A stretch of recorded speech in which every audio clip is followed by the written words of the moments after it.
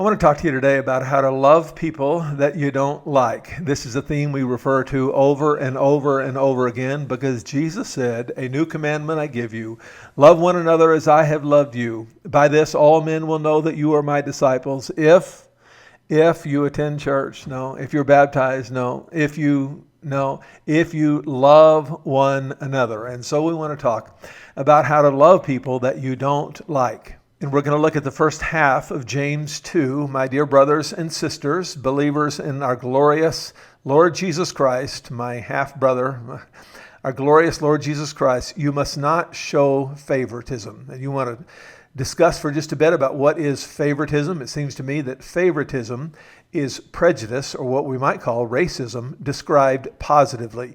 It is preferring one person over another, and the real problem is not, in a sense, the favoritism per se. It's not that you treat one person well, it's that you don't treat everyone well. To treat some people as if they are insignificant, as if they don't matter. That is the real problem.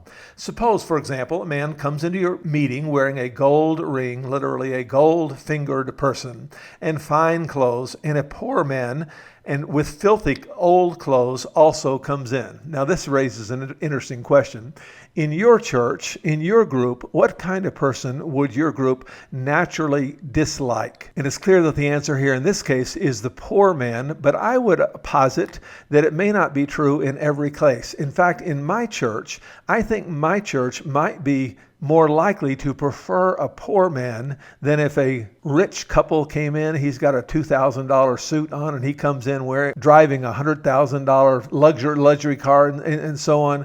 Our church may be less likely to be nice to that person than to another person. You might spend a little bit of time talking about what kind of people do you naturally dislike. You know about me?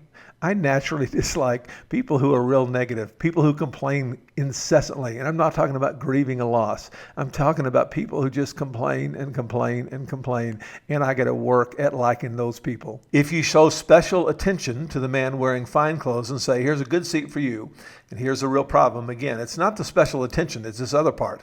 But say to the poor man, "You stand over there or sit on the floor by my feet. Have you not discriminated among yourselves and become judges with evil thoughts? Listen, my dear brothers and sisters, has not God chosen those who are poor in the eyes of the world to be rich in faith and to inherit the kingdom?" Central theme of the gospel, the central theme of the New Testament is the idea of the kingdom. And who will inherit the kingdom of God that he has promised to those who love him. Not necessarily people who walk down the aisle or are church members or have been baptized or so on. But the key issue is those who love him. But you have dishonored the poor. Is it not the rich who are exploiting you? Are not they the ones who are dragging you into court? Are they not the ones who are blaspheming the noble name to whom you belong?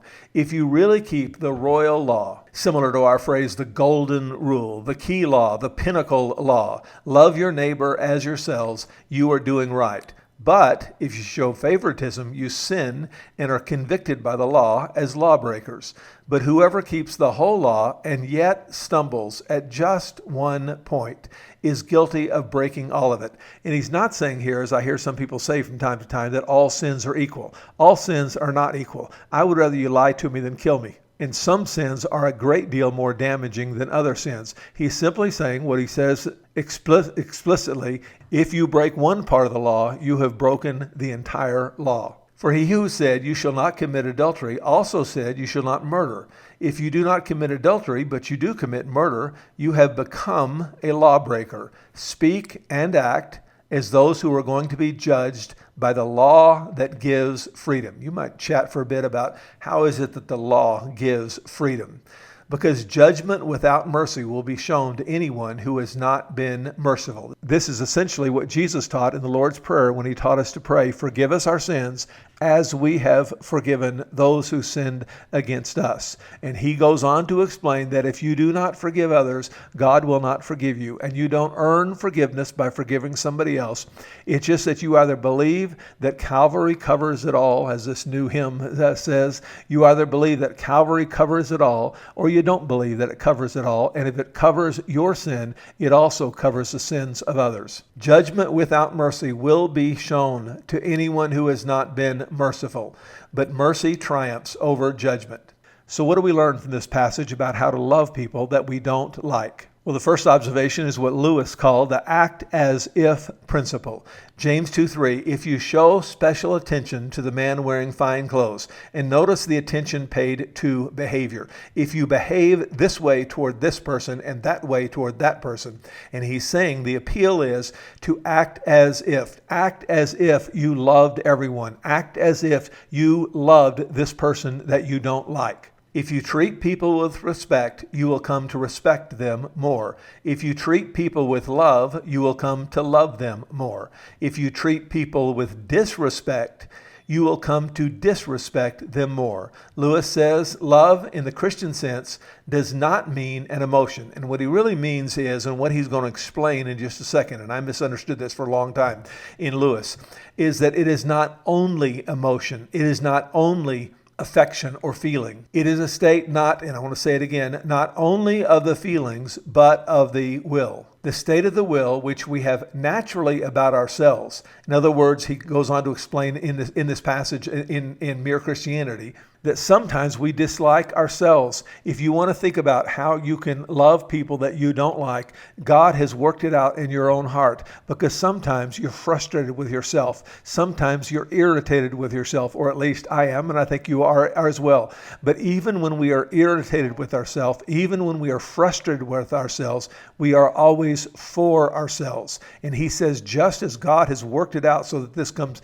naturally for you, for how you behave toward yourself, so you are to behave the same way toward others. Love others as you love yourself. This state of the will, which we have naturally about ourselves and which we must learn to have about other people. Consequently, though Christian charity, Christian love, sounds like a very cold thing, simply an act of the will, it sounds like a cold thing to people whose heads are full of sentimentality. And though it is quite distinct from affection, feeling, yet it leads to affection. It leads to feeling. That's why I say Lewis, I think, should have said, it is not only decision. It is not only an act of the will. The difference between a Christian and a worldly man is not that the worldly man has only affections, feelings, or likings, and the Christian man has only charity, agape, love. The worldly man treats certain people kindly because he likes them. The Christian trying to treat everyone kindly. That's what this passage is talking about. Don't just treat that rich man kindly. Treat everyone kindly. Pay attention to your behavior. Trying to treat everyone kindly finds himself liking people more and more as he goes on, including people he could not even have imagined himself liking at the beginning. Now let me misquote this verse right here. Yet I hold this against you. You have forsaken the love you had at first. So what are we to do? Consider how far you have fallen. Work up feelings of love for one another. Is that what the scripture says? Consider how far you have fallen, or in this context, the verse is actually saying, work up feelings of love for God. That is actually not what it says. What it says is, consider how far you have fallen, repent, and do the things you did at first. What the scripture teaches is that it is easier to act your way into feeling, treat this poor man as if he were somebody you liked. It is easier to act your way into feeling than it is to feel your way into acting. Lewis again says, do not waste time bothering whether or not you love your neighbor. Act as if you did. As soon as we do this, we find one of the great secrets. When you are behaving as if you loved someone, you will presently come to love them more. And so the first thing we want to do to come to love people we don't like is simply act as if. Treat them as if you did like them. Second thing we want to do is think differently about them. James 2:4 says, have you not discriminated among yourselves and become judges with evil thoughts? Our behavior is always driven by our thoughts. And Scripture says we are to take every thought captive to make it obedient to Christ. Well, what are we to think about people we don't like? Well, we are to remember that they are created in the image of God. God created mankind, all mankind, even people that you don't like. He has created them in His image, and we are to treat them as image bearers. He created all and he loves all. For God so loved the world that he gave his one and only Son, that whoever believes in him shall not perish but have eternal life. And we are to treat them as the treasured possessions of God. And thirdly, we are to remember that Christ died for all. We are to think that this is a person for whom Christ died. And he died for all, that those who live should no longer live for themselves, but for him who died for them and was raised again. And because God created all, and God loves all, and Jesus died for all, I must love all, even those I don't particularly like. So what have we learned so far? What have we learned about how to love people that you don't like? Do you remember what point one was? Act as if. Act as if. Secondly, it's think different. Think different. Remember, this is a person for whom Christ died. This is a person that God loves. This is a person that God created. And thirdly, we want to speak differently about them and to them. James 2:12 says, speak and act as those who are going to be judged by the law that gives freedom. I love this verse in Ephesians that says, instead, speaking the truth in love, we will grow. We will grow more loving when we speak the truth. It is an astonishing verse to me because I would have expected the verse to say, hearing the truth, because I listen to the truth, I grow. But he says you grow when you speak the truth. And those who speak words of love become more loving. Those who speak grumpy words become grumpier. We are changed as much by what we say as much as what we hear. James will go on to say in a passage we'll look at in a couple of weeks, or take ships as an example. Although they are large and are driven by strong winds, they are steered by a very small rudder wherever the pilot wants to go. And what he's saying is, it doesn't look like any big deal. The words you say don't look like any big deal. It doesn't look like any big deal that you would say critical words to someone, either to someone or about them. Just to say a few words, what difference does that make? But James is saying that your words are like a rudder. I think if you're writing today, he would say they are like the steering wheel of a car. So let's look at a little graphic of a boat here. And imagine you took off that rudder and put it on one side of the scale, and you took the entire boat and put it on the other side of the scale. It's not hard to imagine that this boat would outweigh this rudder 100 to 1. And what James is saying is that your words are small. They look small, but they are a big deal. If you speak words of kindness, you will come to feel more kindly towards somebody else. And he emphasizes this point by giving a second illustration. Likewise, the tongue is a small part of the body, but it makes great boast. Consider what a great forest is set on fire by a small spark. We've had a bunch of forest fires in our state recently. Here is one that was not too far for me. And you see a big old forest fire like that, and you tend to think that because there is a big effect, that there must have been a big cause, that the cause and the effect must be related. And if there is a big forest fire, there must have been a big explosion of some kind that created this forest fire. But this forest fire, in fact, could be created by a very small spark.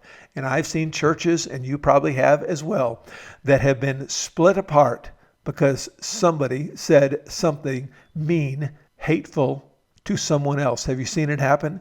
And a big effect can come from a small cause. That's what James is teaching us here. And if you speak words of love, you will become more loving. If you speak words of kindness, you will come to feel more kindly toward somebody else. Jesus called the crowd to him and said, listen and understand what goes into someone's mouth. They were all fired up about what you eat and what you didn't eat, and you shouldn't eat shrimp, and you shouldn't eat bacon, and you shouldn't eat this, and you shouldn't eat that. What goes into someone's mouth does not defile them. This is one of the reasons why we don't follow the Old Testament dietary laws. What goes into someone's mouth does not defile them. But what comes out of their mouth, what comes out of your mouth, words come out of your mouth. And he says what comes out of your mouth, that is what defiles them. And when you say hateful words, when you say to someone, you sit over there, you're going to start to feel more hateful toward them. So, how to love people you don't like? First of all, change your behavior. Act as if. Treat them kindly, even though you don't feel kind thoughts toward them. Secondly, change your thinking. Remember that they are a person created in the image of God, a person that Christ died for, a person that God loves. And thirdly, we want to change your words. And I want to invite you to look at that list and notice what is not in that list. What is not in that list right there? And what is not in that list is work up feelings toward somebody else. Change your behavior, change your thinking, change your words, and the feelings will follow as night follows day. And then I draw your attention lastly to what James says about judgments. Verses 12 and 13. Speak and act as those who are going to be judged by the law that gives freedom, because judgment without mercy will be shown to anyone who has not been merciful. Mercy triumphs over judgment.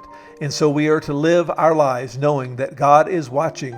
He is watching what we do. He is watching how we treat people that we don't like. We are to live our lives knowing that God is watching what we think, and He is watching what we say. So the message is, here is the application. Try really hard to do loving things, to think loving thoughts, and to say loving things. Go out and try really hard to do this. Is that the message of the gospel? Well, in part, it is. In fact, the Bible actually does say a lot about how we are to strive always to keep our conscience clear. But it's not just striving. It is also striving with the profound awareness that Jesus said, I am the vine, you are the branches. If you remain in me and I in you, you will bear much fruit. And apart from me, you can do nothing. And so we want to try as hard as we can to love people that we don't like, knowing that I can't do it. Knowing that in my flesh, knowing that on my own, knowing that without Christ's power working in me, I cannot love that person I do not like. I cannot think loving thoughts. I cannot behave in a loving way. I cannot speak loving words. I'm simply not capable of doing it. Without me, you can do nothing, Christ says. But we also need to remember with strong confidence what Paul said, I can do all this through Him who gives me strength.